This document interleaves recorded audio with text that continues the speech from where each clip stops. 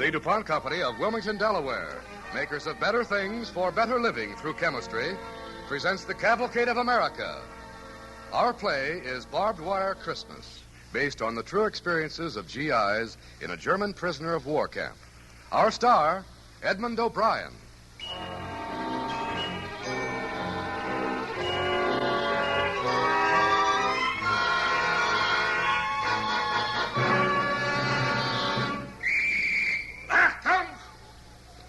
A few days before Christmas, 1944.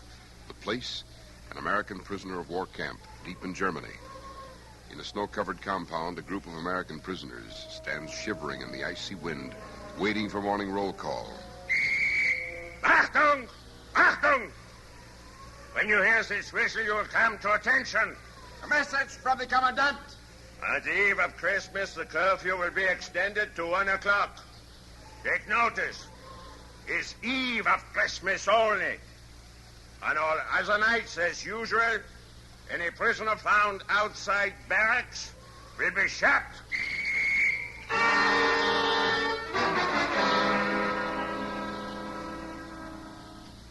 This is the story of that Christmas Eve. A Christmas that I and 4,000 other American enlisted men spent in a German prison camp. We lived in flimsy barracks, surrounded by barbed wire and trigger-happy German guards. We were forever cold and wet and hungry, and I mean really hungry. My name is Peterson, Sergeant Bert Peterson. As the elected leader of the 150 men of Barrack 35B, my main problem was to keep us all alive until the Allied armies came for us. And now, with another horrible German winter beginning, the only thing that kept us from doing something desperate and suicidal was our conviction that it wouldn't be too long now. Most of us kept up our hopes, but some, like a kid from West Virginia named Nick, liked to sit around the barrack and worry about it. Hey, Pete, how long you think it'll be, huh? I mean, before we get out. I don't know, Nick. Soon, I hope. Well, like when? I mean, make a guess, huh? Well, I don't know. Maybe a month if we're real lucky. And we're real lucky type fellas. You got a roof over our heads, 3 square meals a month, and all the water we can drink. Who needs more? Outside of human beings, that is, or animals. Well, why a month? Our guys are in Germany already, only 400 miles away now. 400 miles? Nothing at all. They'll be bouncing in here on their pogo sticks first thing tomorrow. Hey, Pete. Hey, Blackie, where you been? Over to the chaplain's office. Hey, you know we're all going to have a midnight mass Christmas Eve in the chapel. Ain't that charming now? What do you mean, we all? I mean the whole camp. Anybody who wants to come. That's better, because frankly, I couldn't be less interested. Yeah, we know. Hey, Milstein? Yeah? Father Moran wants to know if you'll sing at the service. Hey, Pete. Sure, why not? Hey, Pete, you hear the BBC News this morning? No, I didn't, Miller. Why? Well, this Jerry God was talking outside just now. And he said that the Americans and the British were retreating like crazy back into Belgium. And that the war was just starting, and he said we'd be here for years yet. They're always yakking like that. You really believe that stuff? I don't know. It's just what I heard is all. Well, we can check it tonight on the radio. But it sounds phony to me. It better be, because I ain't staying here another winter. You're not, huh? No, my friend, I'm not. I had plenty last winter. More than plenty. And I ain't taking it again. So, what you got in mind, Nick? There's 4,000 of us, ain't there? 4,000 against a handful of krauts. Nick, you ever hear about Luft 3? Our guys tried a mass break there, remember? And they got mowed down like so much hay. Not one man got out. Not one.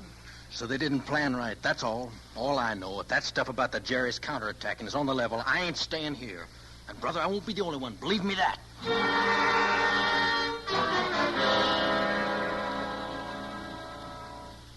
I believed him, all right. If the news was true, there'd be all kinds of desperate prison breaks, all resulting in one thing, plain, simple suicide. That night, to catch the BBC News, I hauled out the Crestal set I'd built. Radios were strictly forbidden by the Jerrys, so we had to take precautions. What do you want me, Pete? Get that window, huh, Sid? Okay. Hud, you get by the door and sing out if you hear anything. Right. And loud, because I can't hear so good with these earphones on. Okay. All clear here. Nobody coming? All right, now keep it quiet, huh? The news ought to be on right now.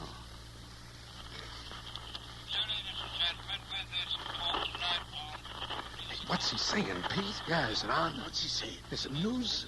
Quiet, will you? Quiet, I can't hear. I got it. I think it's London. Yeah, here's the news now. Jones. This is London calling. On the Western Front, the situation On Western Front, situation is increasingly serious. And vicious counterattack. German forces have bulged back into Belgium. Some places to depth of 50 miles. United States 101st Airborne Division reported to be cut off and surrounded at Bastogne.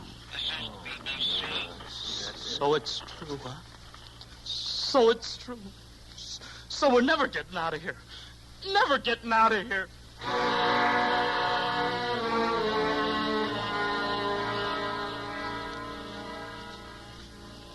Yes, it seemed to be true, all right. Very little was said that night after the news. The lights went out at 9 as usual, and as we crawled into our sacks, no one slept. Each man I knew was lying there thinking, brooding, planning, slowly building himself up to a state of suicidal desperation. As barrack leader, it was my job to get their minds busy with something else. But what? Finally, long after midnight, I thought of something.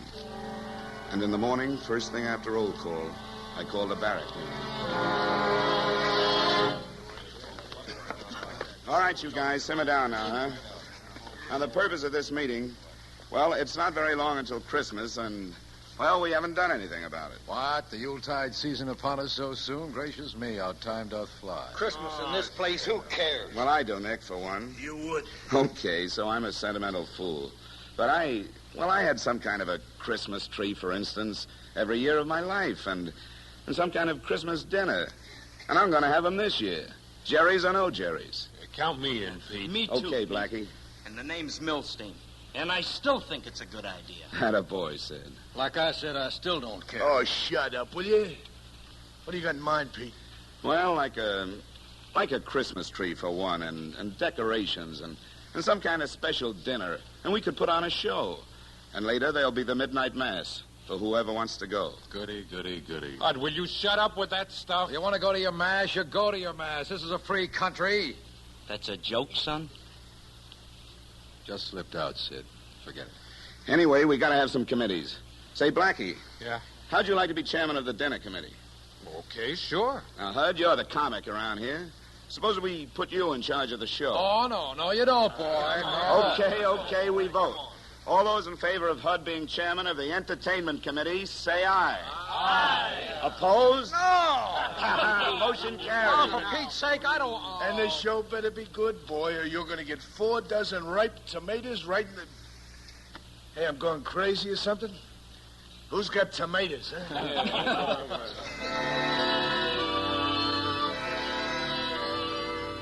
And so began what I came to think of as Operation Christmas. And it started to work. In each of us, memories of wonderful Christmases long past were stirred into life. And strangely, each of us began to think of Christmas as his own personal possession, to be recreated here in this dismal place down to the last minute detail. There were even a few arguments. A star on top of the tree? How come? Certainly a star. What else, for Pete's sake? An angel, you dope. You gotta have an angel on the tree. An angel? You crazy or something? You always have a star. Star of Bethlehem. Somebody, you don't even know what Christmas is about? Sure, I know what Christmas is about. Look, didn't this angel come to the shepherds out in the field and tell them that Jesus was born and where to find him? Yeah. Okay. That's why you always have an angel on top. And I'm chairman of the decorating committee, and we're having an angel. Okay. Okay, so we put both on top. Put a star and an angel, okay? Okay. All right. Okay, no need to get so sore about it. Well, who's getting sore? Yes, there were arguments, but behind them all was a deep common concern, a common spirit, the spirit of Christmas. And as Christmas Eve drew near, our tensions and worries were forgotten in our preparations for the party. All right, so now a report from the dinner committee. Blackie? Right. Well, this is what we got worked out, fellas. Each guy puts in 2 squares of K rations and 1 square D-bar, and then he gets some prunes, a couple of slices of Spam, and some liver paste, depending on what he's got. And I'm going to make us some cake out of what is commonly referred to as ingredients. being namely some sodium bicarb tablets. And thank you, Fanny Farmer.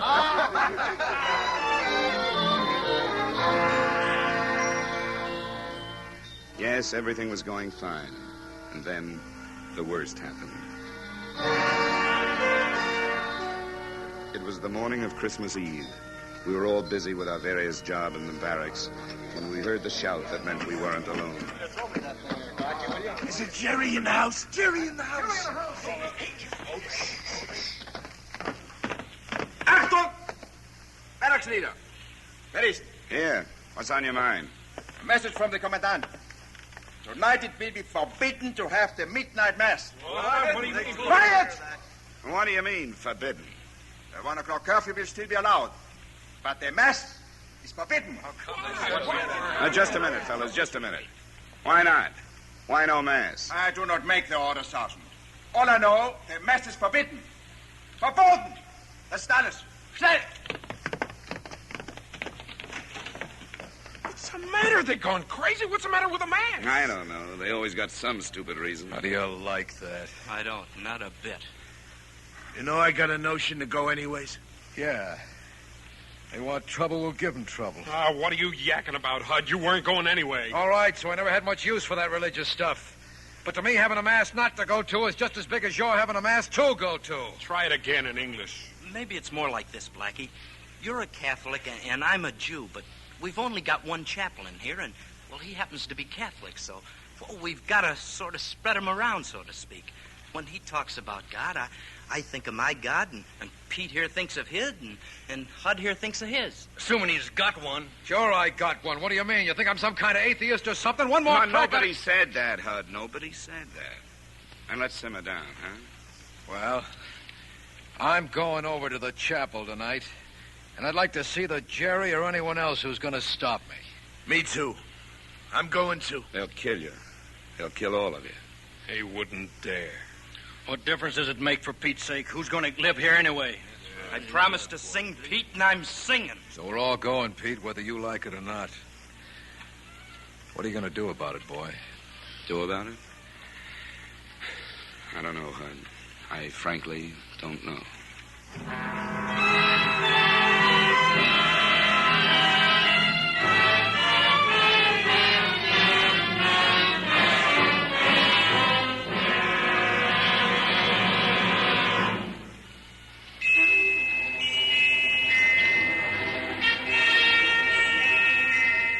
Now we return to our cavalcade play, Barbed Wire Christmas, starring Edmund O'Brien.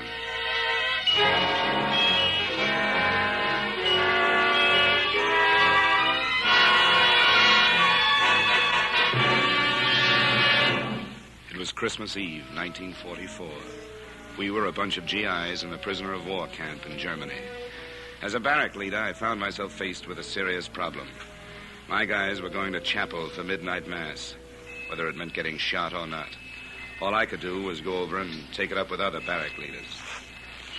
And when I got to their office, there were a couple of dozen other guys standing on the steps, barrack leaders and compound leaders, and also the chaplain, Father Moran. Hello, Pete. You too, huh? How are you, Padre? Say, what goes on here anyway? Well, it's a strange and wonderful thing, Pete.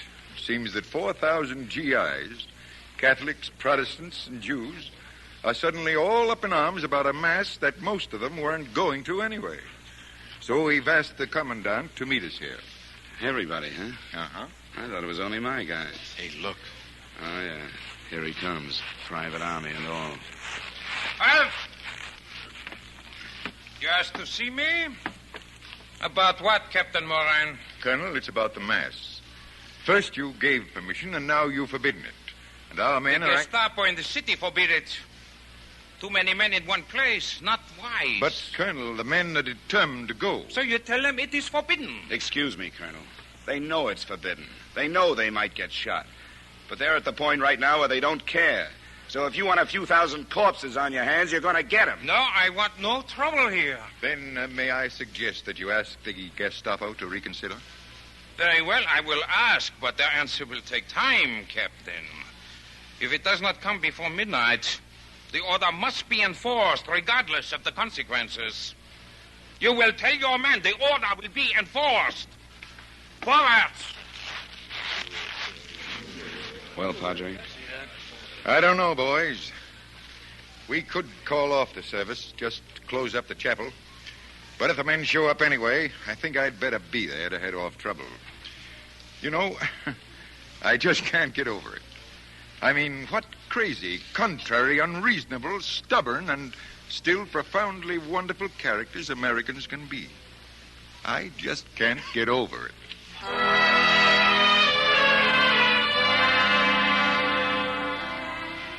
Well, I went back to the barrack and briefed the guys on what I'd heard. They listened and nodded and said nothing. They hadn't changed their minds about going to the Mass, just didn't want to argue about it.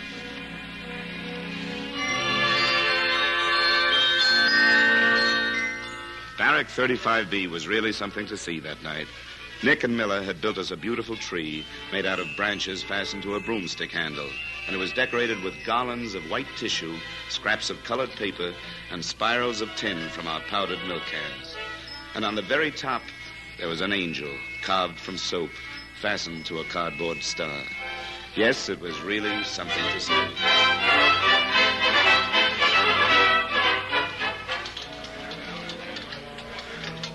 Dinner time came, and still no word from the commandant.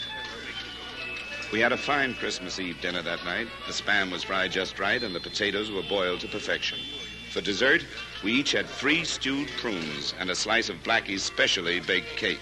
Pretty good, too, whatever he'd made it out of. And then came the long-awaited show. We had all kinds of acts, but one I remember especially was Nick, because he sang of home. On top of old Smoky, all covered with snow, I lost my true lover from courting too slow. On top of old Smoky, I went there to weep for a false-hearted lover.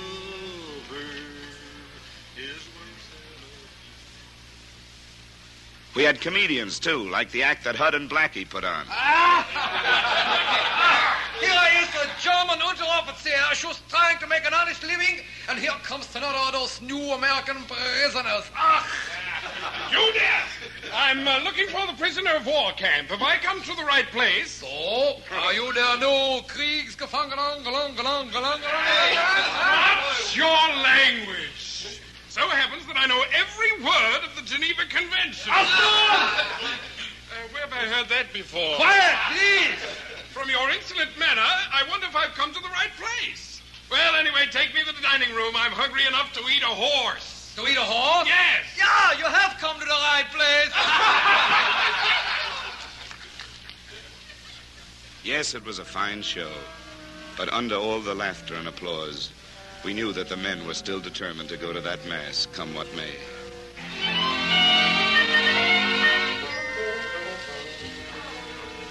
It was late when the show ended. We sat around quiet now and exchanged Christmas presents with our best buddies. They were strange gifts, some of them, but very precious in many ways. Hey, how do you like that? A can opener. Hey, Sid, where'd you get it? This isn't the one you had. You think I'm out of my head giving you my only can opener? No, I had an extra one. Well, fine. I mean, thanks a lot. It's real charming of you, boy. Here, I got something for you.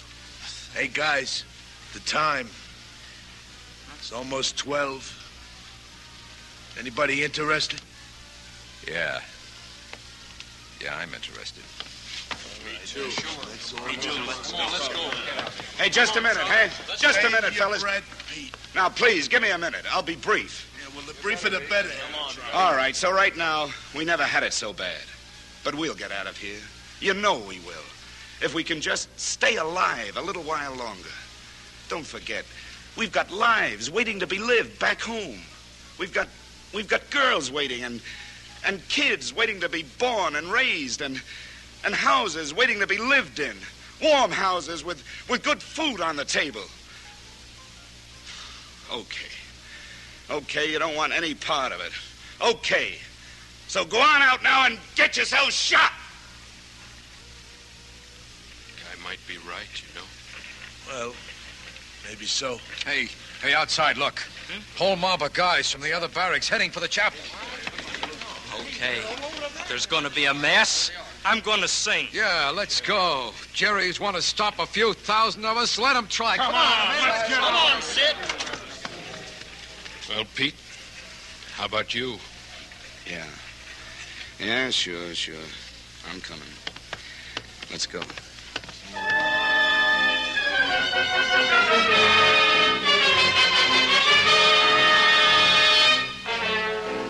The chapel was already jammed when we got there. There wasn't room for those who came after us, and soon there were hundreds of guys outside, bunched around the open doors and windows, standing hatless in the snow. Inside, up by the cardboard candlelit altar, somebody I couldn't see began to play the wheezy old organ. The faces around me were tight with determination and anxiety. Where were the Jerrys? Why hadn't we run into any on our way to chapel? Obviously, they were laying low.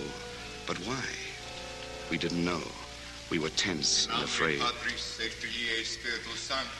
Whatever Father Moran felt during that midnight mass, it didn't show. For him, the Jerrys and their barbed wire no longer existed. It was Christmas, and he was honoring the Prince of Peace. And then from outside, we began to hear something. And a whisper, starting among the men outside in the snow, swept inside the chapel from man to man, men whose nerves were at hair-trigger tension. The Jerrys are coming. Okay, let them start something. Come on, the Jerrys, they want trouble. Come on, we'll give it to them. Take it easy now. The Jerrys were coming. We could see them, coming towards us across the snow, rifles in hand. In a minute or two, they were at the chapel door. We held our breath and waited. Not a man among us moved, but we were ready for anything. Then Father Moran turned and seemed to give a nod to Sidney Milstein. Silent night, holy night, all is calm, all is bright, round yon virgin mother and child, holy infant so tender and mild. As Sid sang that age-old hymn, the Jerrys pushed their way into the chapel. And overcrowded as it was, gradually, our prison place of worship was filled with our guards and captors. I knew that one of them was right behind me, but I didn't turn around. Silent Nacht, heilige Nacht, alles schläft, einsam. Hey, listen. Yeah. How do you like that? Doch heilige Bar. And then we knew. The Jerrys weren't there to stop us, but to join us. In all our anger and fear, we'd forgotten one thing. It was Christmas for them, too. And remembering this, we began to sing. We all began to sing.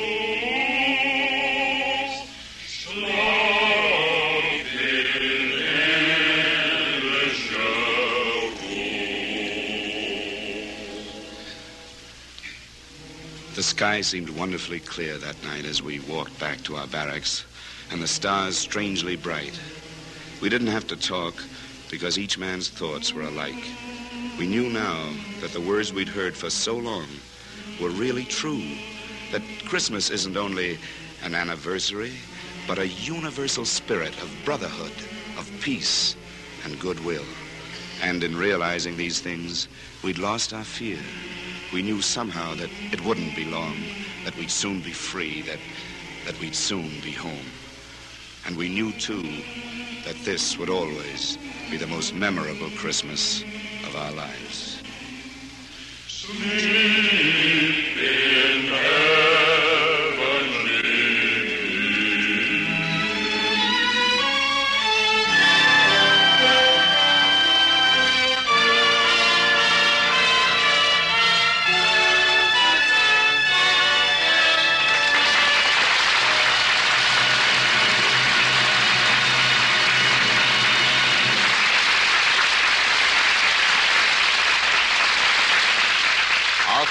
Edmund O'Brien and the Cavalcade Players for tonight's true story. Barbed Wire Christmas was written by Warner Law in collaboration with David Gerber and was based on Mr. Gerber's personal experiences in the German prison camp.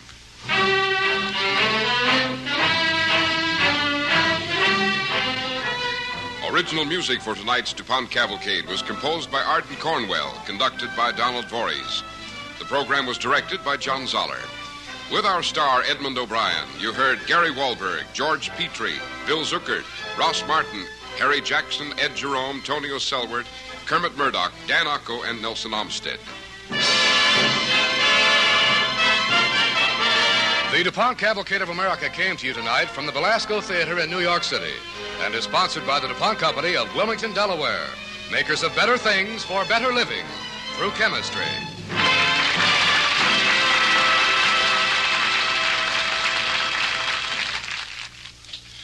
Tonight, just for laughs, listen to Red Skelton on NBC.